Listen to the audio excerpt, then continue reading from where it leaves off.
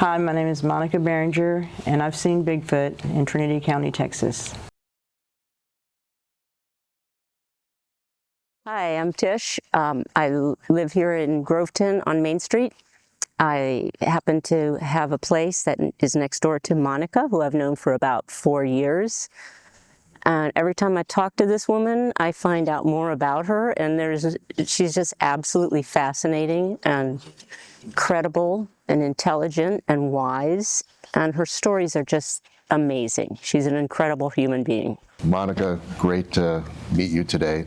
Tell us a little bit about your store.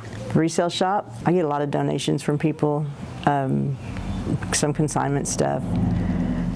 Get a little bit of everything, antiques, collectibles, you name it, furniture, clothing. And with every piece that comes in, there's a story. There have been several occasions where somebody's house is burnt down and they've needed clothes or dishes. Everybody has to start over sometimes. Yeah. And they can come in my store and they know it. They can come in there and just get what they need. So now let's talk a little bit about the story of the Beast. And happened around here, right? Yeah, right down the road. Okay. So where was it that you saw Bigfoot? In Chita. I lived in Chita for about almost 13 years. And where in Chita did you see Bigfoot? Off of Thornton Road. Okay, so that was our driveway. Exactly. Oh yeah, I can tell you exactly where it's at. Okay. There's a gully, and I had just passed the gully, and when you pass that, you're coming up over a hill, and there was a rabbit, and which you see rabbits all the time. But there was a rabbit, and it was just running around like it was frantically running, and that caught my attention because usually you see them and they're just calm and not worried about anything. But this one was really going crazy and just running in circles and trying to run away, and it ran back into the high line away from the driveway.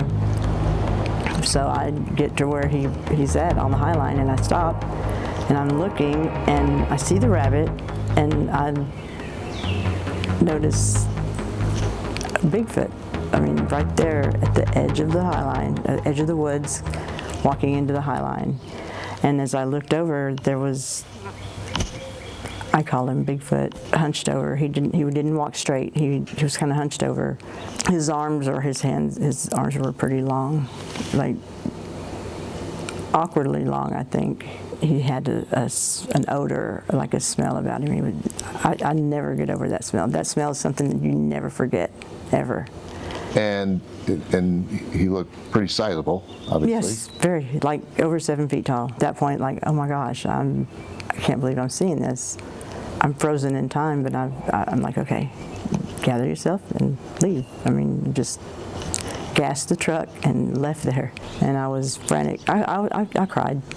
I was scared to death. I mean, it was weird. Never seen that. I was shaking so bad. I like to go arrowhead hunting, and I go not far from where that happened. And you have quite a collection. So, I do. Yeah, let's look at a couple. I started because somebody had made me a bet that I couldn't find one.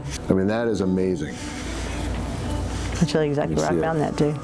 Where'd you find this? Found that one when the lake was down, when there was a hole in the dam. Okay. And I found that actually in Lake Livingston, where it had been drained. Well, my favorite will always be the very first one I found. Okay, let's take a look at that one. To me, that looks like a side profile of a head. That smell, where I go arrowhead hunting, I've smelled it a couple of times over there. Very strong. When you hear all the animals just get really, really quiet, I tend to pay attention. One of my last questions was, what suggestions or recommendations or thoughts would you have for others that are like now intrigued and want to go look for Bigfoot? I wouldn't go looking for him at all. He's in his element. I had lived there for a while and never seen him. Had probably smelled the smell, but never realized what it was. Never put that together. Never put it together until I actually saw him. I'm getting goosebumps thinking about it. I mean, you don't want to go looking for him. You don't want to make him mad and have him seeking you out. No, I don't think it would be smart. read about it. Ask more people their story. I mean, I'm not the only one that's seen him. He's been seen by several people